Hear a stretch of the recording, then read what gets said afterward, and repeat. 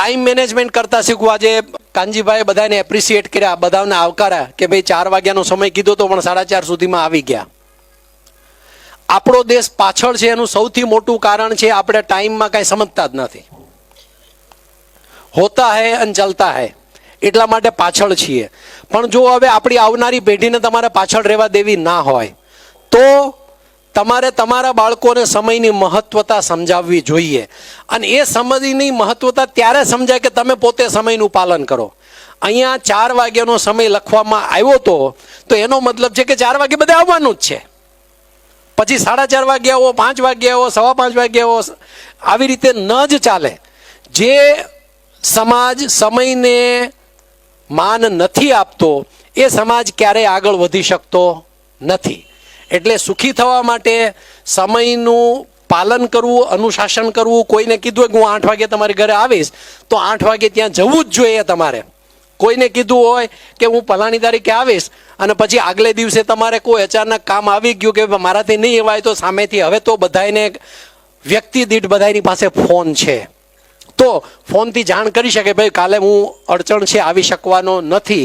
આ પણ જાણ કરવી આપણી જવાબદારી છે કે જેથી કરીને આગલો માણસ ના અટવાય.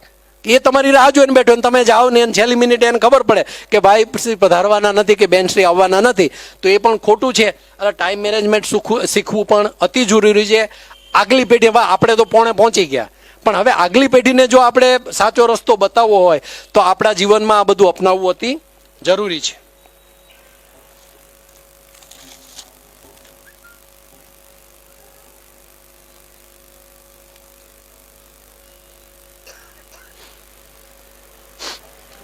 કમ્યુનિકેશન એટલે કે સંવાદ. ઘરના સભ્યોની વચ્ચે જે બોલવાનો વ્યવહાર છે એને અરીસા જેવો રાખવો. અરીસામાં આપણે જોઈએ ત્યારે મોઢા ઉપર જે હોય એ કાંઈ પણ છુપાયા વગર દેખાય છે આપણને. એમ ઘરના સભ્યોએ એકબીજા સાથે મુક્ત મને વાતો કરવી જોઈએ. ન ગમતું હોય બીજા સભ્યની કોઈ વાત તો એને મોઢે કહેવી જોઈએ, અંદર રાખવી નહીં. કારણ કે મને તમારી શું વાત નથી ગમતી એ હું જો તમને ન કહું તો તમે કંઈ, આપણે આર્ષદ્રષ્ટા તો છીએ નહીં કે મારી સામેવાળાની વ્યક્તિ અંદર મનમાં શું ચાલી રહ્યું છે ખબર પડે. ઘરે રીંગણાનું શાક બનાવ્યું હોય અને ભાવતું ન હોય અને મોઢું બગાડીએ એના કરતાં એમ કહીએ કે ભાઈ મને રીંગણાનું શાક નથી ભાવતું, કાલથી બટેટાનું કરજે, તો કેટલું સુખ થઈ જાય. પણ મોઢું ચડાવીને ફરીએ તો એ ઉપાય એનો સરળ, એનો કોઈ સોલ્યુશન આવે નહીં. એટલે જે ઓપનનેસ છે કમ્યુનિકેશનની અંદર, કુટુંબની અંદર, સભ્યોની અંદર સંપૂર્ણપણે ઓપનનેસ હોવી જરૂરી છે. અને જ્યારે તમારા બાળકો મોટા થાય ત્યારે બાળકો સાથે મિત્ર ભાવે રહેવું એ પણ અતિ જરૂરી છે. અને છેલ્લું, અત્યારે આ કમ્યુનિકેશનની વાત આવી એટલે ફોન એ કમ્યુનિકેશનનું સૌથી મોટું માધ્યમ છે. એમાંય બટનવાળા ફોન મરી ગયા. હવે બધા સ્માર્ટફોનવાળા થઈ ગયા છે. હવે સ્માર્ટફોન છે એ 2 ધારી તલવાર છે. આનાથી તમે આખા વિશ્વ સાથે જોડાયેલા તો છુઓ, પણ તમારા પોતાનાથી તમે તરછોડાઈ જઈ રહ્યા છો. આપણા ઘરની અંદર આપણે ચપ્પુ રાખીએ છીએ. એ ચપ્પુ સબ્જી સમારવા માટે કામ લાગે, કપડું ફાડવું હોય તો એના માટે પણ કામ લાગે, બીજું કંઈ અટવાઈ ગયું હોય, ક્યાંય કાંઈ તોડવું હોય તો એના માટે કામ લાગે. પણ એ ચપ્પુને પેટમાં નાખીએ તો શું થાય? તો દવાખાને જવું પડે અને વધારે ઈજા થઈ ગઈ તો ઉપર જતા રહીએ. એમ ફોન છે એ 2 ધારી તલવાર છે. આજે આપણને અજાણતા પણ એવી ટેવ પડી ગઈ છે કે 2 મિનિટે ફોન જોઈએ છીએ, 5 મિનિટે ફોન જોઈએ છીએ. કોઈના ઘરે આપણે બેસવા ગયા હોય તો આપણે ત્યાં સોશિયલ કનેક્ટિવિટી એટલે કે સામાજિક વાણાતાણા બાંધવા માટે ગયા છીએ. એકબીજાનું સુખ દુઃખ, એકબીજાને સમજવા, જીવનશૈલી સમજવા માટે જઈએ છીએ. પણ એની ઘરે આપણે ફોન લઈને મંડી પડીએ, કાં વોટ્સઅપમાં લાગી જઈએ, કાં ફેસબુકમાં લાગી જઈએ, તો એ છે એ ચપ્પુ પેટમાં નાખ્યા જેવી વાત છે. અને અત્યારે હવે તો નવી વાત પ્રચલિત થઈ રહી છે કે જેમ એકાદશીનો ઉપવાસ રાખીએ છીએ એમ હવે ફોનનો ઉપવાસ રાખવા પણ શીખવું પડશે આપણે. હવે આવી સભા બેઠી હોય, આ સભા કોક પ્રયોજન માટે બોલાવેલી હોય, એમાં તમે ફોન સાયલેન્ટ ના કરો અને રિંગ વાગે એટલે પાછા અહીંયા ફોનમાં જામી પડો. આપણે એક જામી પડીએ ફોન ઉપર અને આજુબાજુ બીજા 10 કે 20 જણા છે એને ડિસ્ટર્બ પણ કરીએ. હવે તમને રસ ના હોય સભામાં, એવું બની શકે, તો તમારે ઊભા થઈને જતું રહેવું જોઈએ. બીજા 10 જણને ડિસ્ટર્બ કરવાનો આપણને કોઈ અધિકાર બનતો નથી. એટલે ફોન છે એ જરૂરી માધ્યમ છે આજે, એના વગર ચાલી શકે એમ નથી.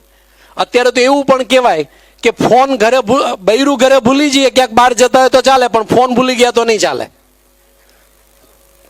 આવું જ્યારે મહત્વ જે ટૂલ્સ છે, જે સાધને આપણા જીવનમાં ઊભું કરી દીધું છે, એ આજનો જે સ્માર્ટફોન છે એને જ્યારે 2007માં એપલ કંપનીના સ્થાપક સ્ટીવ જોબે જ્યારે સમાજ સામે મૂક્યો અને પછી જ્યારે મૃત્યુના બિછાના ઉપર હતા, ત્યારે એક લેખક એની આત્મકથા, એની બાયોગ્રાફી લખવા માટે સંશોધન કરતા હતા. એ એમનો ઇન્ટરવ્યૂ લેવા ગયા, ત્યારે એમણે પૂછ્યું કે આ ફોનનું મહત્વ શું છે.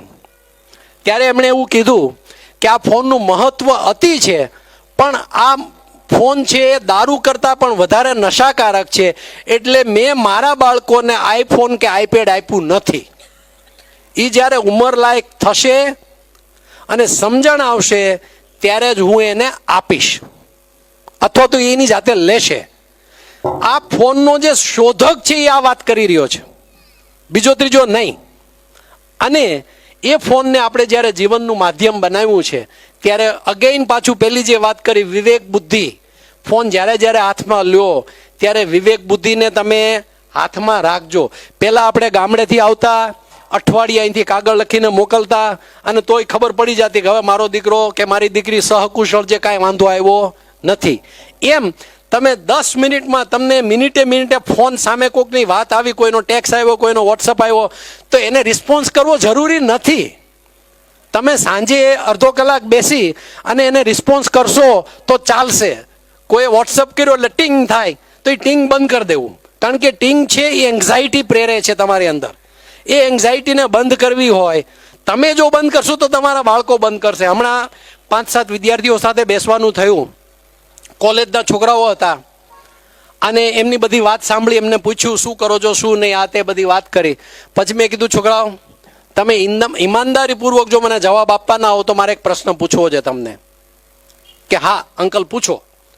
તો બેટા તું તારા આ સ્માર્ટફોન ઉપર કેટલો સમય 24 કલાકમાંથી વાપરે છે? તો એક છોકરાએ જરાક વિચારીને કીધું, હિસાબ માંડ્યો, તો કે અંકલ 6 કલાક તો જતા જ રહે છે.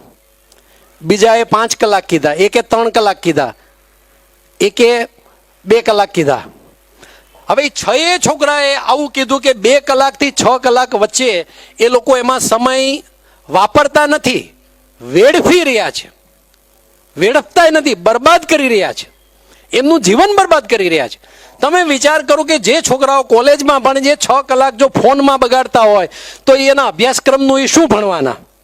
અભ્યાસક્રમનું કદાચ અહીંયા બધી લાલિયાવાડી ચાલે છે, ચોરી કરીને પાસ થઈ જવાય છે, એને સર્ટિફિકેટ મળી જશે, પણ સર્ટિફિકેટ મળી ગયા પછી એન્જિનિયર પણ થઈ ગયો હોય તો એન્જિનિયર થયા પછી આ દેશનું કે આ સમાજનું કે એના કુટુંબનું કેવી રીતે ઉજાળશે? અમારે ત્યાં એક પોસ્ટ ભરવાની હોય એન્જિનિયરિંગની અંદર તો 300 થી 400 એપ્લિકેશન આવે. હવે 300 એપ્લિકેશનમાંથી કે 400 એપ્લિકેશનમાંથી અમારે એક જ પોઝિશન લેવાની હોય તો 399ને કેમ કાઢી મૂકવા એ જ વિચારવું પડે ને અમારે પહેલાં. હવે વિચાર કરો કે જે લોકો બાળકો 5-5 કલાક 6-6 કલાક આવા ફોનમાં બગાડતા હોય તો એ શું ભણશે સ્કૂલમાં? એના જીવનનો પાયો કેવી રીતે તૈયાર કરશે ને આગળ જઈને સમાજ માટે ભારરૂપ થશે? માટે હું દરેક મા બાપોને, અહીંયા તો સમૂહ લગ્નમાં ભાગ લેવાવાળા મોટા ભાગના મા બાપો છે, એટલે આર્થિક રીતે એટલા સમૃદ્ધ ન હોય, આર્થિક રીતે પાછળ રહી ગયેલા હશે, એટલે પોતાના છોકરા છોકરીઓને કદાચ સ્માર્ટફોન લઈને ના પણ આપ્યું હોય. પણ દુર્ભાગ્ય એ છે કે સ્માર્ટફોન એટલા સસ્તા થઈ ગયા છે, 4000માં 5000માં સ્માર્ટફોન પણ થઈ ગયા છે, એટલે બધા લઈને દઈ દે છે. તમે એ ફોન આપો છો, એ જો તમારા બાળકો વિદ્યાર્થી જીવનમાં હોય તો એને સમજાવજો. એ પેટમાં નાખવાનું ચપ્પુ તમે એને આપી રહ્યા છો, સબ્જી સમારવાનું ચપ્પુ નથી. એટલે આમાં પણ વિવેક બુદ્ધિ બધા રાખે અને કારણ કે આ સંસ્કાર પર્વ છે એટલા માટે આ થોડીક સુખની ચાવીઓની વાતો તમારી સાથે શેર કરી છે. આ બધી વાંચેલી વાતો શેર નથી કરી, મારા જીવનમાં અપનાવેલી વાતો બધી તમને શેર કરી છે. માટે અને આપ સર્વે અહીંયા શાંતિથી સાંભળો એ બદલ અસ્તુ. જય સ્વામિનારાયણ. અને જ્યારે આ સંસ્કાર પર્વની પૂર્ણાહુતિ થશે ત્યારે નવજીવનમાં પ્રદાર્પણ કરનાર દરેક નવયુગલો અને એમના સર્વે બંને પક્ષના મા બાપો ખૂબ સુખીભરી જિંદગી આવનારા વર્ષોમાં જીવે એવી ભગવાન શ્રી સ્વામિનારાયણના ચરણોમાં પ્રાર્થના. જય સ્વામિનારાયણ.